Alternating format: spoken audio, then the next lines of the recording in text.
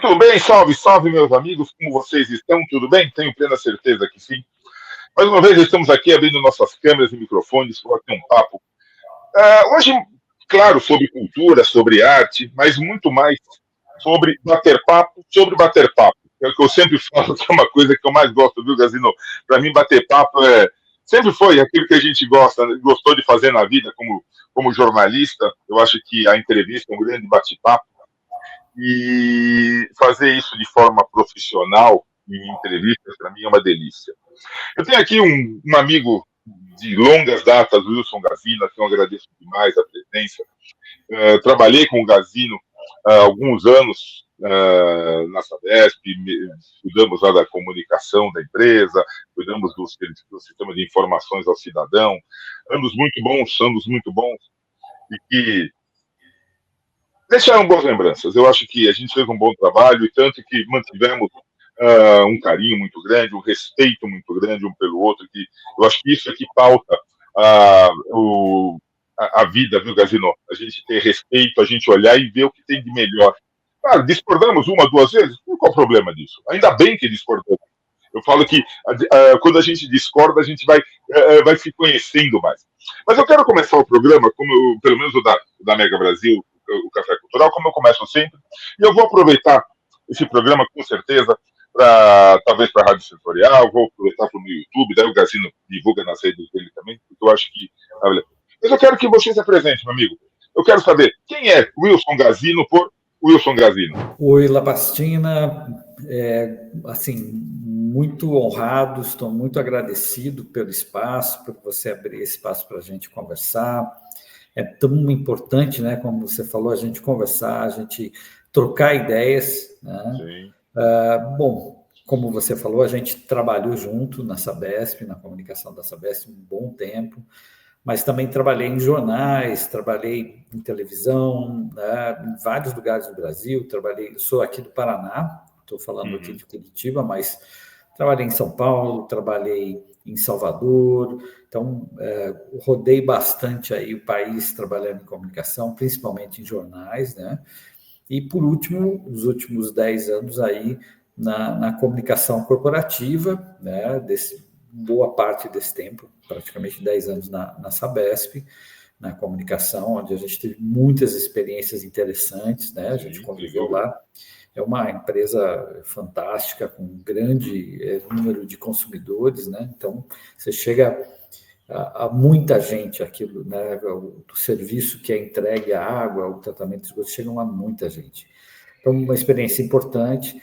Paralelamente, eu sempre cultivei essa carreira de escritor, né?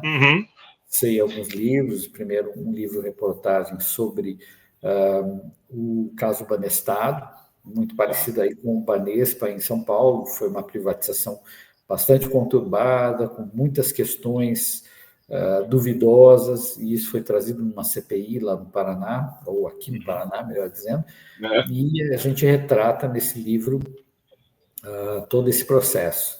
Depois tive um romance, né? Eu publiquei um romance chamado O Reino Místico dos Pinheirais, que conta um pouco da história da terra onde eu nasci, da Guerra do Contestado, que foi um conflito de terras aqui, que envolveu Paraná, Santa Catarina, mas muito mais questões religiosas, questões políticas, o choque entre dois mundos. Isso aconteceu no início do século passado, então o mundo positivista, que pregava arrancar todas as árvores, exterminar indígenas e transformar tudo, né, num grande pasto, vamos dizer assim, e o mundo tradicional, religioso, mais ligado à terra, e esses mundos entraram em conflito e houve essa guerra do contestado.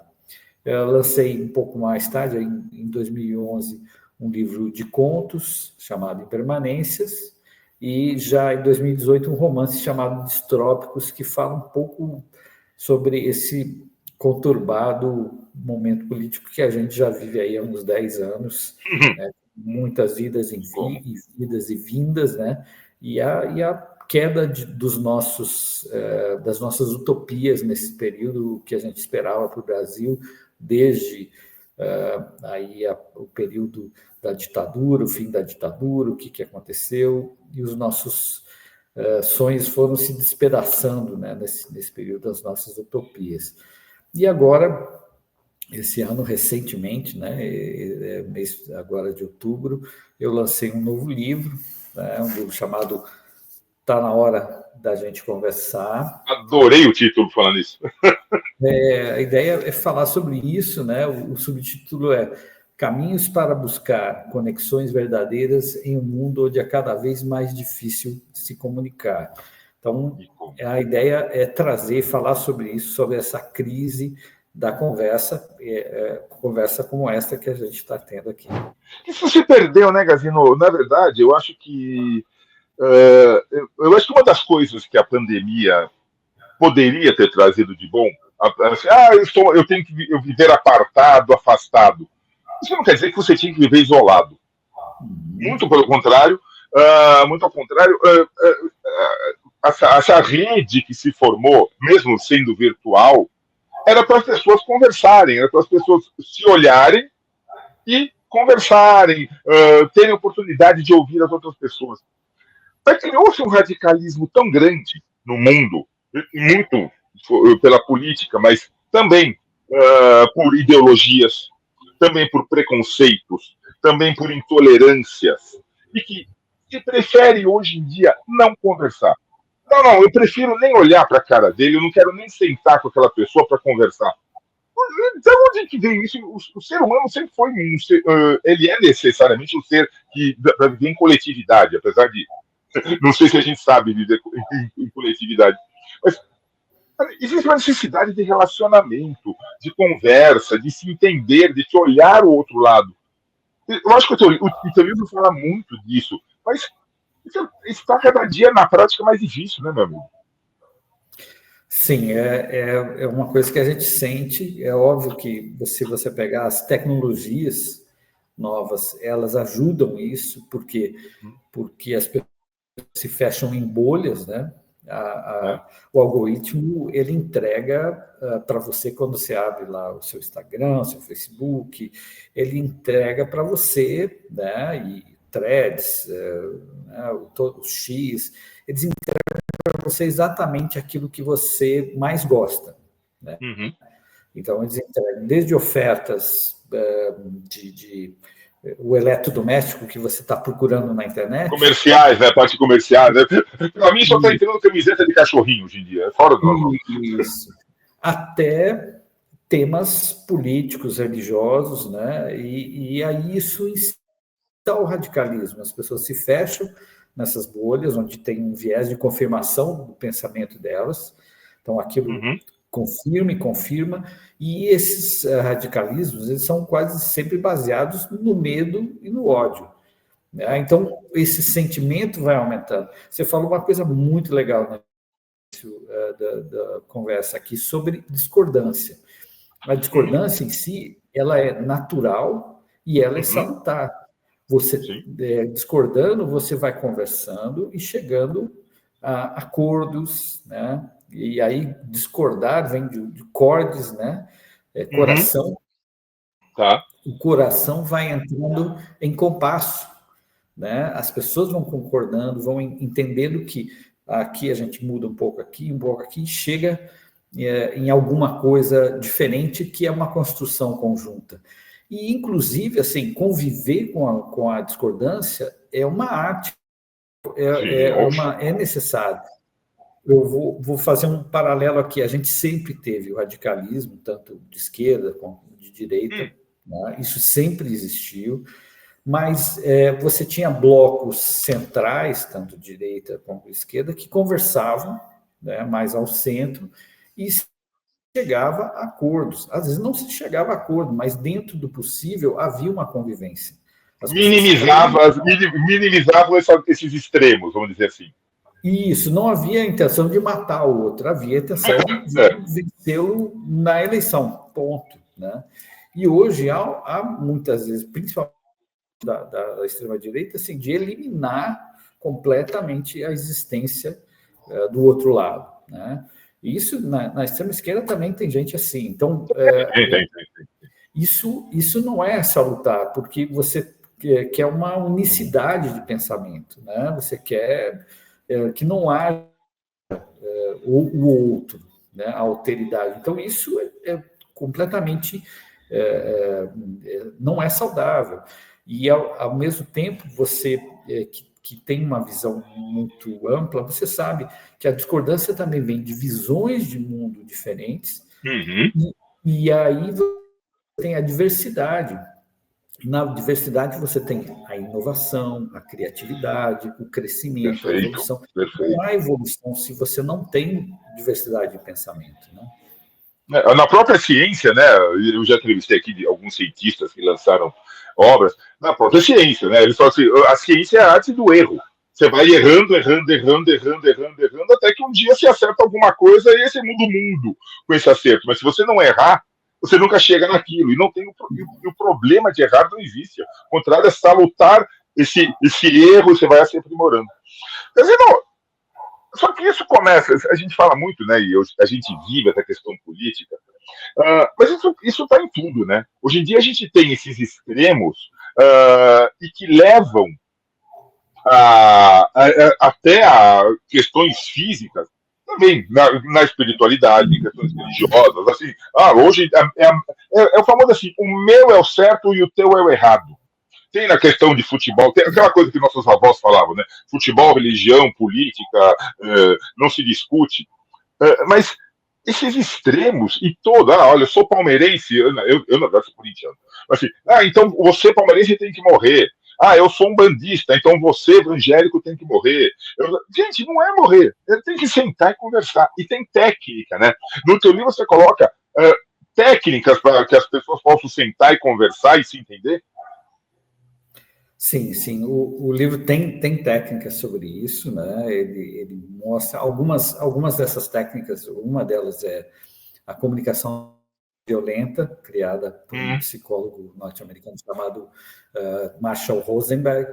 Mas a gente também tem técnicas sobre chamada escutativa, escuta lúdica, várias ferramentas, inclusive, de entender o porquê é necessário conversar, como conversar, quando conversar. Eu vou contar uma história aqui, só para ilustrar um pouquinho isso, uma história que eu gosto muito, e que eu conto no livro também. O Jorge Luiz Borges, escritor argentino, muito famoso, contista, já falecido, ganhou o Nobel de Literatura, inclusive. Ele tinha contos fantásticos, assim, muito interessantes, enigmáticos.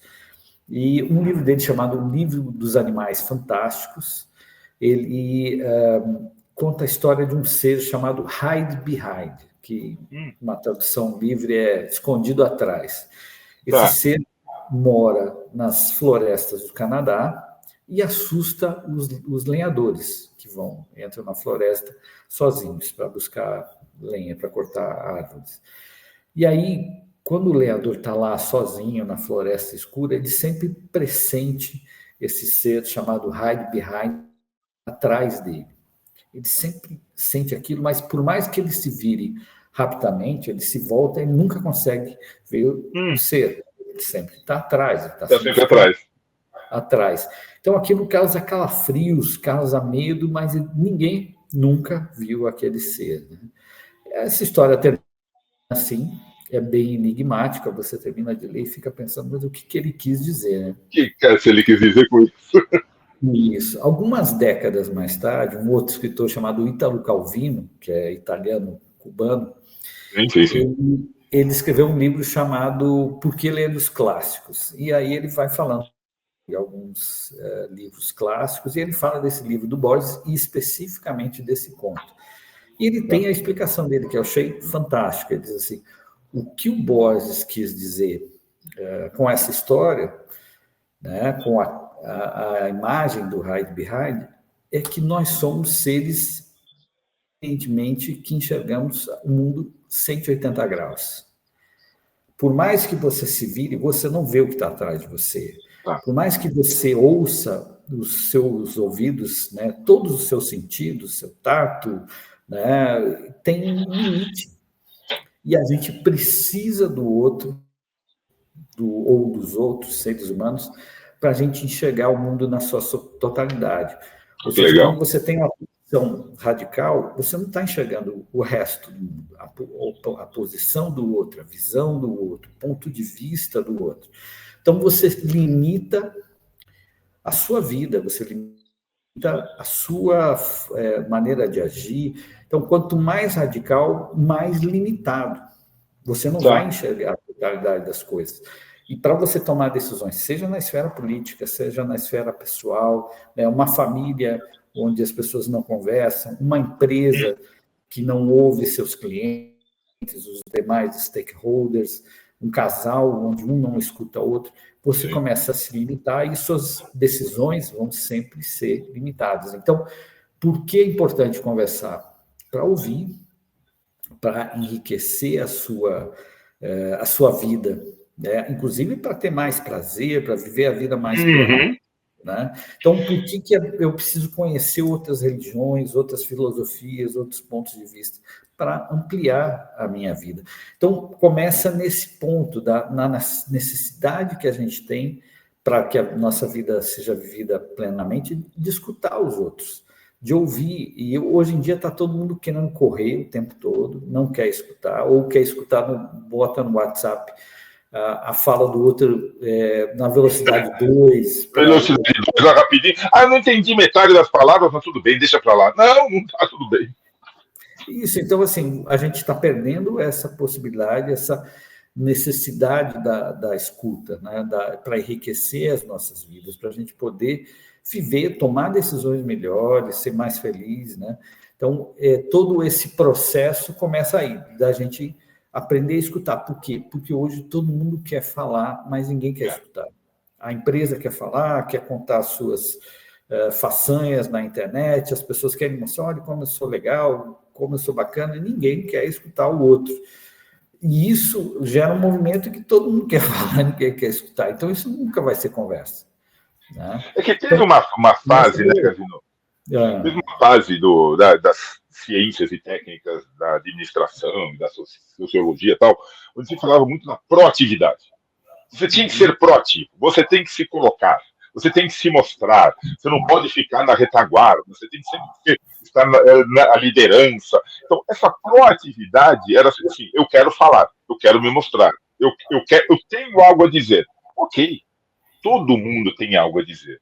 Só que, assim, as grandes conversas começam com justamente o título do seu livro, você chama a pessoa, essa pessoa física, jurídica, grupo, vem cá, está na hora da gente conversar. Me fala o que está de errado. As grandes conversas, as grandes mudanças começam sempre com a oportunidade de fala do outro, de escuta. Ou, como você muito bem colocou, colocando pessoas que vejam aquilo que a gente não está enxergando. Hoje em dia está muito fácil, está muito simples a gente se cercar de pessoas com o mesmo viés de visão. E aí fica confortável. Tá? Sabe, eu estou confortável. Eu tenho aqui 3 do meu lado direito, 3 do meu lado esquerdo, que olham exatamente do jeito que eu vejo. Eu me sinto confortável, eu me sinto seguro. Eu não vejo o resto e eu não escuto. Então, falta justamente isso. Me fala o que está de errado. Me fala o que você. Deixa eu te ouvir. Que, inclusive, eu posso ter a minha posição. Então, acho que todo mundo tem a sua posição. Mas quando você primeiro escuta o outro, você fala: poxa vida, ele não está tão diferente de mim. Ele não está ao contrário. Ele não é meu opositor. E aí a tua fala inicial, que seria aquela mais proativa, mais incisiva, diminui a tensão, né? Diminui a temperatura. Perfeito, Sérgio. É isso mesmo, é esse o caminho, é ouvir. E tem um passo interessante nesse processo de ouvir que a gente não aprende, né? Não aprende na escola, não aprende na vida, que é escutar a si mesmo. Olha só. Isso parece uma coisa assim, mas como assim? A gente está o tempo todo se escutando, mas na comunicação não violenta, você tem 4 passos. O primeiro passo é você olhar naquilo que aconteceu, né? Você tem uma discordância com outra pessoa e ver o que é fato realmente e o que é julgamento, o que é coisas da minha cabeça que eu acrescentei ali, porque eu estou emocionalmente envolvido, né? Esse é o primeiro passo, é você fazer uma descrição da coisa bem concreta, sair do julgamento. Não que a gente consiga desligar o julgamento, mas você consegue ver, não, isso aqui é julgamento, eu cheguei a essa conclusão. Né? O segundo passo é você olhar para dentro. Que emoções eu estou sentindo? Que isso mexe comigo? Porque, às vezes, uma coisa que está te incomodando agora é uma coisa que tem um passado lá atrás, que tem todo um conjunto de coisas que podem até não ser com essa pessoa mesmo. Né? E o terceiro passo é cada uma dessas emoções, ela fala de uma necessidade sua que não foi atendida naquele processo e que você quer que seja. Pode ser de respeito, de pertencimento, de acolhimento, de atenção, né? de segurança. Tem N necessidades, assim como tem N emoções, e às vezes a gente não conhece todas as emoções, não conhece todas as necessidades. E aí você transforma o quarto passo da comunicação não violenta, transformar isso num pedido, que é isso que você falou. Olha, eu vejo de certa forma que está acontecendo isso e eu imagino que seja isso, mas eu queria que você me dissesse o que realmente é, o que falta para você, quais são as suas necessidades, porque as minhas são essas. Então, essa troca, você consegue chegar, às vezes, a situações de, mas era isso? Puxa, eu achava que era outra coisa. E assim, são situações que vão crescendo, né? E às vezes você tem amigos, casais, que vão se afastando, porque acham, colocam na cabeça que é uma coisa, outra coloca que é outra, e nunca chegam num diálogo real. Então, é importante, e a comunicação não violenta fala, muito importante você se ouvir primeiro, porque se você não sabe o que você quer, quando você vai na conversa, é um zigue-zague. Você não sabe exatamente. É um tiroteio, né? Você acaba jogando coisas que não necessariamente são puras verdades, são achismos. Não, eu acho que você fez isso. Não, eu fiquei sabendo que você era isso. Não, gente, são achismos, são coisas que vieram. Então, vamos ver exatamente o que foi que aconteceu, né? E depois de falar, isso não quer dizer abrir mão, né, Gazino? Eu não preciso abrir mão de nada que é meu para poder respeitar o que é do outro. Exatamente. E eu queria fazer uma brincadeira. No livro eu tenho muitos exercícios. Cada capítulo tem um exercício. E especificamente, se você me permitir, eu gostaria de fazer um exercício rapidinho com você. Manda bala, meu irmão. Tamo junto. O exercício é o seguinte: quem puder, tiver em casa, tiver uma caneta e papel, né, pegar e escrever a seguinte frase: o ser humano é ... E aí, na sequência, escrever 3 definições. Pode ser uma palavra, um adjetivo, pode ser um complemento a essa frase. O ser humano é tá, tá, tá, tá, tá, tá. O ser humano é tá, tá, tá, tá, tá, tá. O ser humano é tá, tá, tá. Fazer essa reflexão. O ideal é que seja o que vier primeiro à cabeça.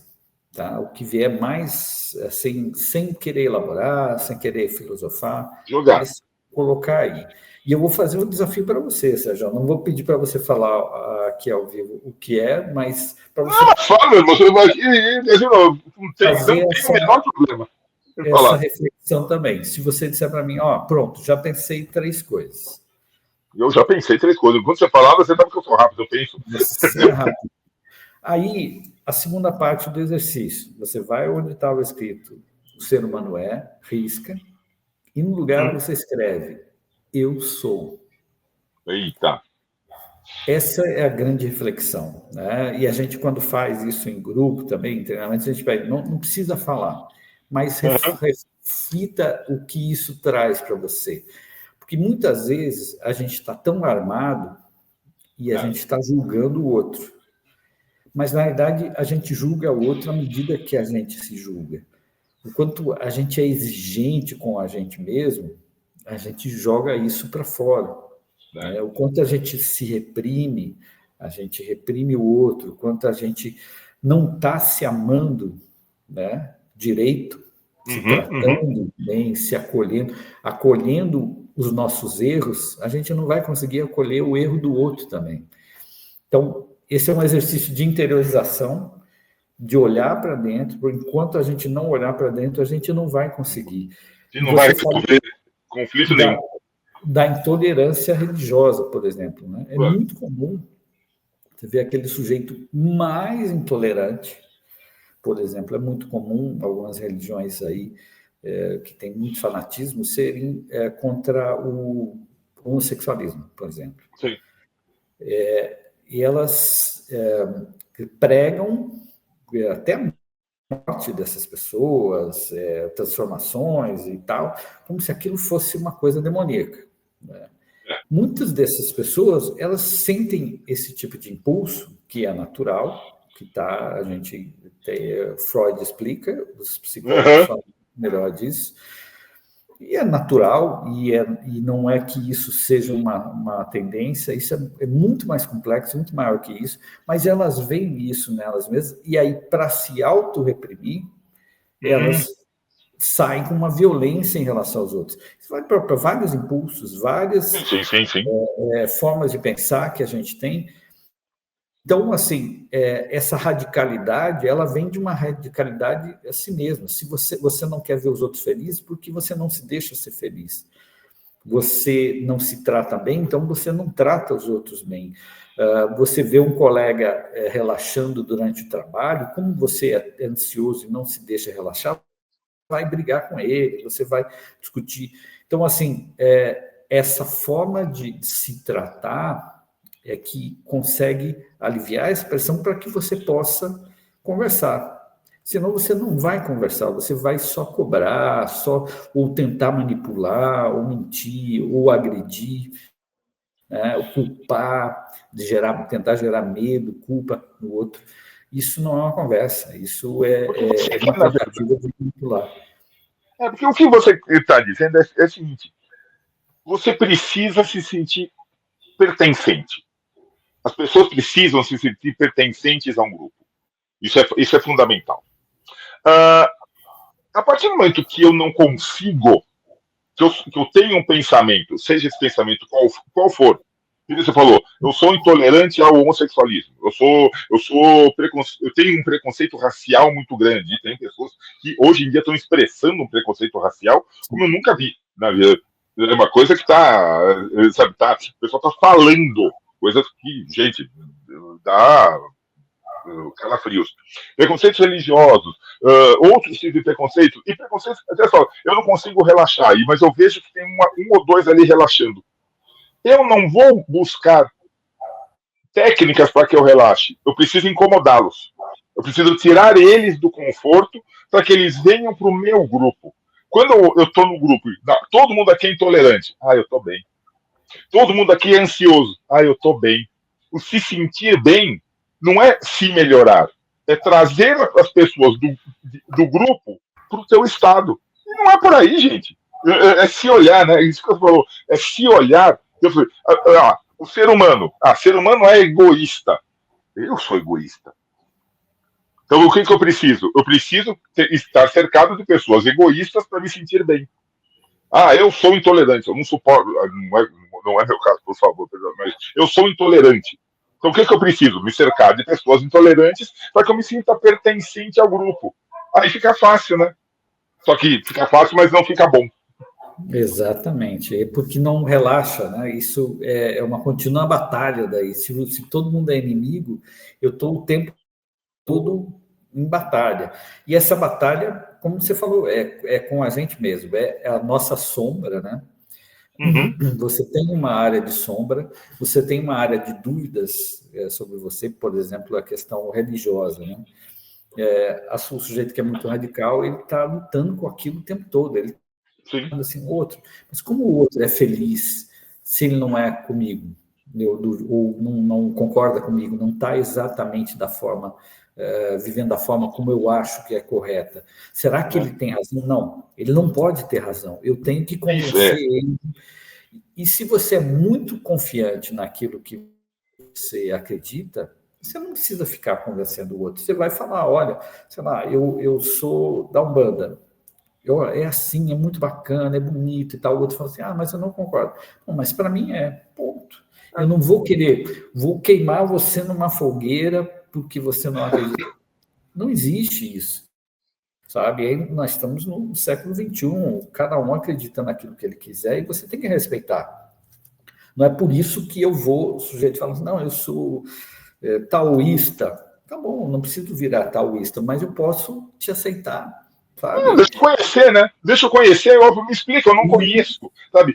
Admitir o desconhecimento é uma coisa tão gostosa. Eu adoro quando uma pessoa fala alguma coisa. Mas, gente, eu não conheço isso.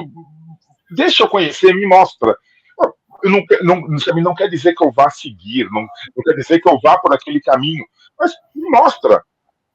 Que legal. Agora, tem uma coisa, Gazino, que para mim nós já está configurado, e eu duvido que alguém vá criar alguma coisa pior do que fake news.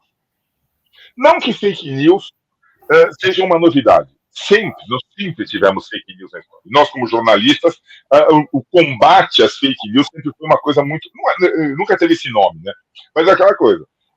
Quantas e quantas reportagens, matérias, entrevistas. Não, eu não vou publicar enquanto eu não tiver 100% de confiança. Eu não vou escrever sobre isso enquanto eu não souber que é verdade. Hoje em dia, querendo ou não querendo, está muito fácil. Você joga uma coisa e as fake news foram usadas nas questões políticas, questões eleitorais, e hoje em dia são usadas para qualquer coisa. Assim, e as pessoas acreditam. Não, mas eu vi no Instagram hoje de manhã. Gente, tem uma coisa chamada inteligência artificial que cria notícia no Instagram sem a pessoa. Você nem sabe que foi criado, mas criou-se lá alguma coisa. Então, junta a fake news, junta a inteligência artificial, que segurança que a gente tem de estar bem informado para poder ter uma conversa. Esse é um mal que se expandiu muito com as redes sociais, a internet, né? Por mais que, vamos pensar, a gente sabe, havia nos antigos meios de comunicação também vieses políticos, Sim. Opiniões que pareciam virar fatos, porém isso entrava dentro de um certo nível, né? Ou seja, você vendo vários, ou lendo vários veículos de comunicação, vendo várias TVs, você chegava a uma conclusão, mas havia menos possibilidade de você falsear a realidade. Hoje, como a pessoa está na bolha, uma fake news naquela bolha vira verdade. E vira verdade a ponto de ameaçar a vida de outras pessoas, né? Então, assim, isso vai desde coisas bestas como terraplanismo, até você... Como coisa? A Terra não é plana? Você está me dizendo que a Terra não é plana? Mas eu vi hoje de manhã uma matéria que os caras estavam na borda da Terra, e vi mesmo, mas os caras estavam na borda da Terra para ver o raio do 3 e Atlas, o cometa lá. Eu falei, meu Deus... E o povo dando curtida, o povo, por favor, gente, pensa um pouco. Mas fake news tinha desde do tempo da dona Cotinha lá em Santana do Parnaíba, né?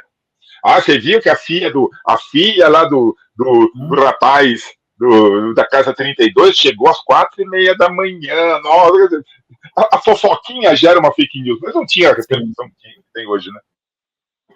E a gente sabe que às vezes a fofoca naquela época mesmo podia acabar com a vida de uma pessoa, né? E como? Então, você tem aquele caso histórico das bruxas de Salem, você tem várias histórias assim, de que uma mentira, uma fofoca geraram, assim, verdadeiras desgraças, né? E isso sempre... Só que hoje isso ganha um diapasão enorme com a internet. Então, assim, como eu falei, pode ser uma coisa bem besta, como o terraplanismo, como pode ser uma coisa prejudicial, com essa questão, por exemplo, do negativismo, negacionismo com a vacina. Olha só. Muitas crianças deixaram de ser vacinadas contra o sarampo, por exemplo, que é uma coisa assim, que a ciência já provou, já tem gerações que se livraram dessa doença por conta da vacina. E aí, pais que deixaram de fazer isso. Então, isso, paralisia infantil. Então, você tem Voltou. várias doenças que voltaram a crescer durante um período por conta desse negacionismo. Então, se você faz isso, você está colocando em risco toda a população, porque uma criança que não é vacinada, ela pega e ela começa a passar para as outras. Então, assim, você está ameaçando vidas com isso. Você está sendo irresponsável ao ponto de colocar a vida de outras pessoas em risco. Então, isso não é uma bobagem, isso não é piada, não é um meme, isso é crime. Né? Uhum. E isso está baseado muito em falta de conhecimento científico, fanatismo religioso, radicalismo político. São coisas que fomentam isso, porque a pessoa que faz isso, normalmente, ela não quer matar aquela criança. O que ela quer é gerar o caos político, mostrar que o outro lado político está errado. Então, só que os efeitos disso são péssimos. Né? Os efeitos Exato, não. Nós temos aí na história, né, exemplos de cidades e populações dizimadas por um vírusinho. A Covid foi assim, né, gente? Sim. Porque, e começou bem isso, né? Não, a vacina foi a Globo que. Primeiro, começou com aquela coisa que a Covid quem trouxe foi a Globo. A Globo que trouxe a Covid. Depois começou, não, a vacina não funciona. Da vacina para uma questão não funcionar, nós temos casos de poliomielite voltando. Gente, eu fico imaginando essa criança crescendo, olhando para os pais. Mas por que eu não fui vacinada? Ah, que na verdade, na época, ela falaram que a vacina da Covid não prestava. Isso tem a ver uma coisa com a outra e hoje eu estou aqui nesse estado. Olha a raiva que isso cresce, né? A intolerância que isso gera na pessoa. Gente, é horrível isso, é horrível, Gazino. É horrível, horrível, horrível. E pior que nem a gente falou no começo. A gente não está vivendo uma reta final disso, né? Nós não estamos nessa corrida contra a ignorância, contra o preconceito, contra a falta de conversa. Nós não estamos na reta final dessa corrida, né? Muito pelo contrário. Olha, eu espero que a gente esteja atingindo o pico, ou talvez o fundo do poço, para começar a voltar. Boa. Eu acho que é o fundo do poço para a gente conseguir começar a voltar, para as pessoas entenderem que é preciso conversar, é preciso chegar a pontos em comum, né? O grande terreno, né? O terreno fundamental da conversa são os pontos em comum. Porque quando você começa, por exemplo, eu vou fazer uma negociação, seja uma negociação política, comercial, negociar o salário com o patrão, negociar com uma equipe de trabalho o que cada um vai fazer, ou na família, negociar quem vai lavar a louça, quem vai tirar o lixo. Então, tudo isso começa com os pontos em comum. Que pontos eu tenho em comum? Que pontos nós concordamos? Para depois você... Bom, quando você vai chegando nos pontos em comum, você vai vendo, pô, a gente tem muito mais pontos em comum do que discordâncias. Nós todos conexões, né? Conexões. Exatamente. Nós, como seres humanos, a gente tem muito mais coisas em comum, muito mais coisas compartilhadas e que são positivas e que são ótimas do que questões em que a gente discorda. Quando você se radicaliza, você vai saindo dos pontos comuns e cada vez mais se entrincheirando em questões que você não concorda. Então, aquilo vai dificultando você a crescer, você evoluir, você ser uma pessoa melhor, o mundo, a sociedade, a comunidade evoluir. Né? Você vive em comunidade, a gente não é isolado, a gente não é um ser que vive sozinho. Então, as coisas só evoluem, um país evolui, uma sociedade, uma comunidade, à medida em que há conversa, em que esses pontos comuns começam a ser avaliados. Vou dar um exemplo muito simples, um casal que viveu 20 anos começa a brigar.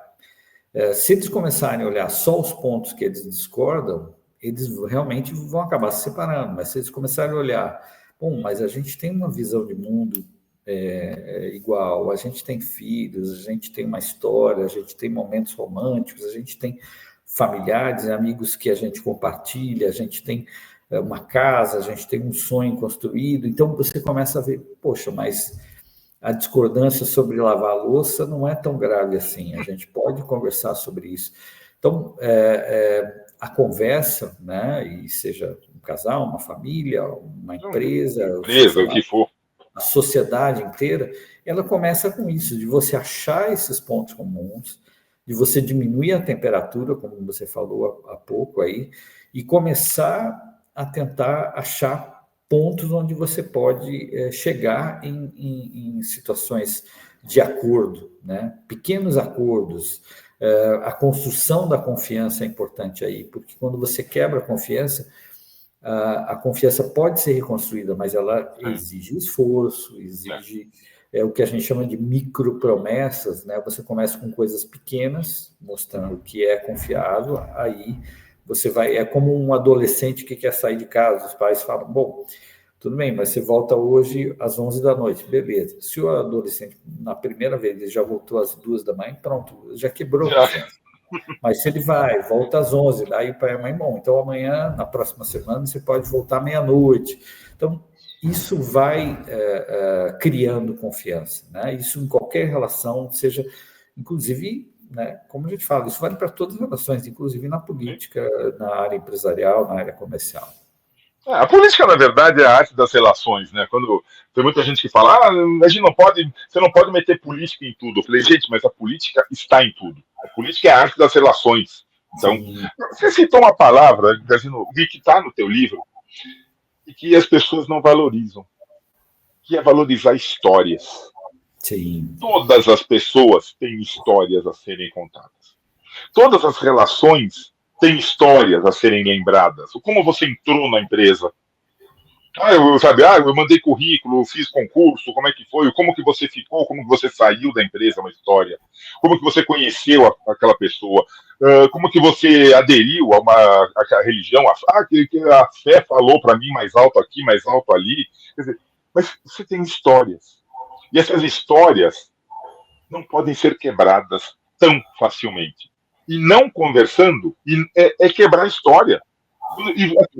Aqui eu valorizo demais a história oral, que as pessoas falem essas histórias. Lembra aquela história que teu avô contava na mesa de jantar? Escreve isso, pelo amor de Deus. Escreve isso, registra isso, porque se você morrer, e você vai morrer, todo mundo vai morrer, e se você não registrou, não passou para frente, essa história vai morrer. Então, a importância de se registrar e lembrar histórias. Isso vai fazendo com que, mas eu também, nossa, você também esteve lá, eu também te amo, eu também sou dessa religião, nossa, eu também trabalhei nessa empresa. Aí você vai formando conexões através das histórias. Perfeito, isso é fantástico. Essa questão, né, das histórias, elas criam essas conexões, né? As pessoas vão criando conexões, as pessoas vão gerando laços, né? E fortalecendo essas conexões através das histórias. Então, assim, irmãos que sempre relembram as histórias de famílias são irmãos que vão estar sempre juntos, sempre vão querer se encontrar e falar, você lembra daquela história, como você falou, que o papai contava na mesa de jantar, você lembra o que aconteceu com o Joãozinho aquela vez, que ele caiu. Então, essas brincadeiras, essas histórias, algumas engraçadas, outras às vezes tristes, unem as pessoas. E isso vai também em todas as esferas, né?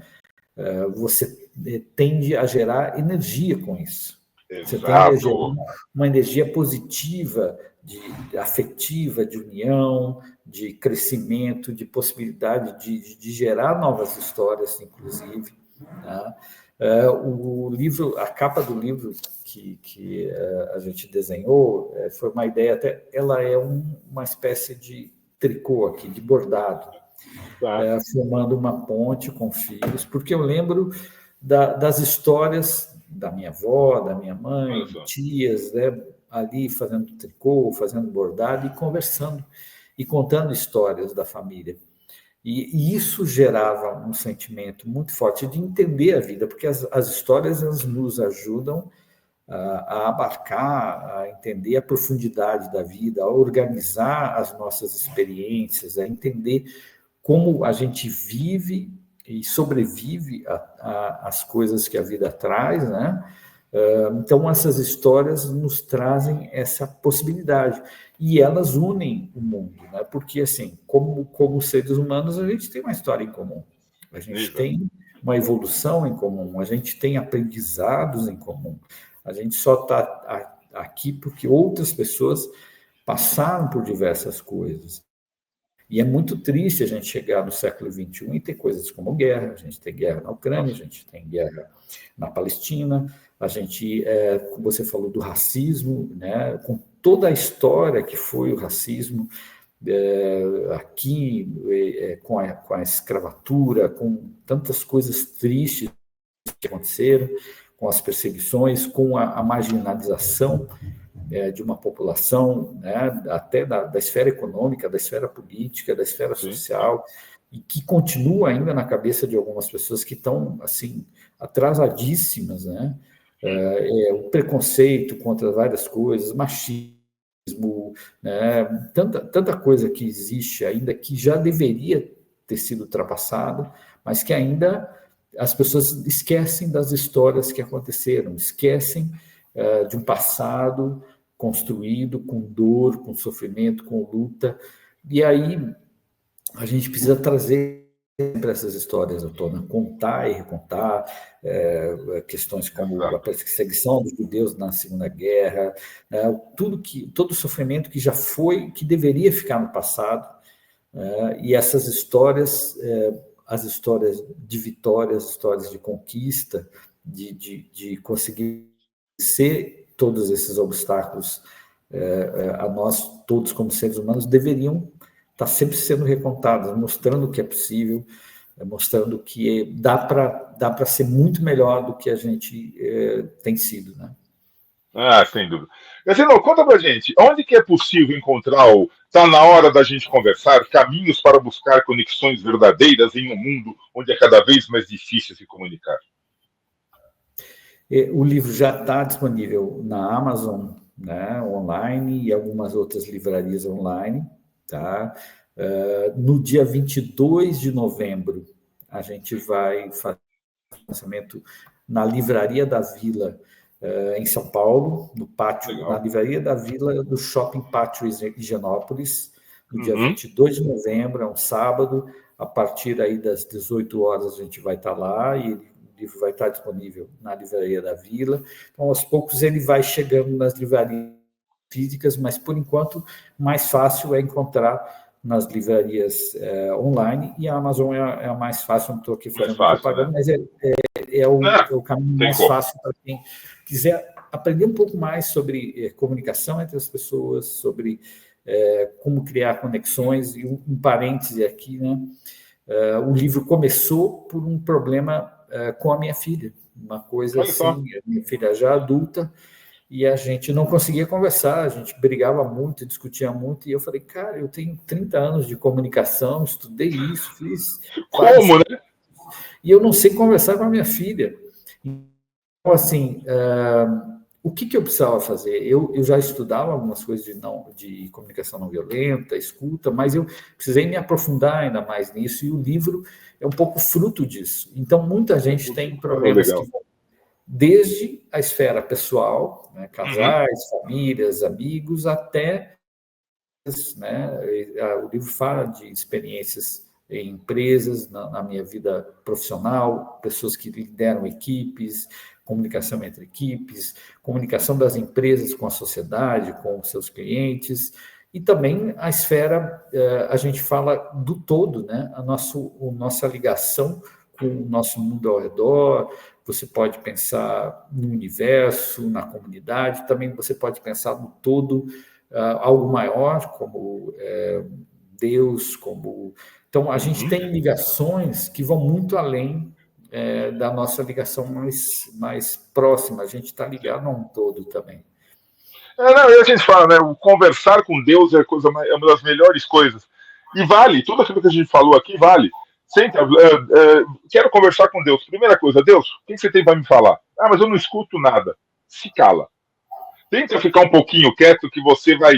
Alguma coisa você vai ouvir, tenha certeza, né?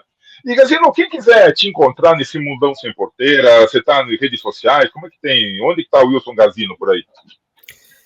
Eu estou no Instagram,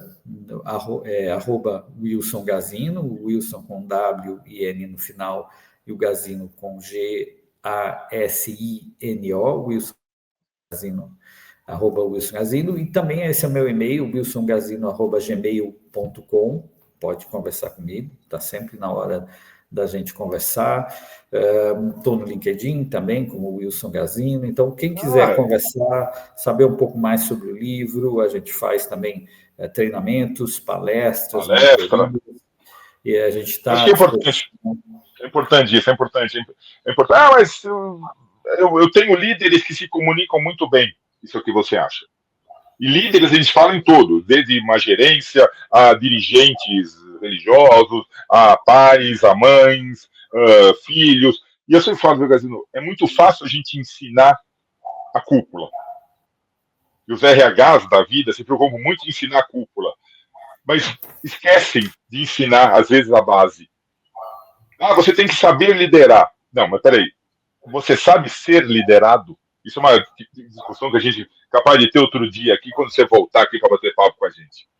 Gazino, só te agradecer, só te dar os parabéns pela tua iniciativa, pela tua proposta. Espero que você consiga se comunicar melhor com a tua pequena, e tenha certeza que eu tô com o livro aqui em casa também, eu vou usar, porque essa questão de comunicação entre pais e filhos, ainda mais as crianças de hoje em dia, vão ser sempre crianças, né? É uma coisa complicadíssima.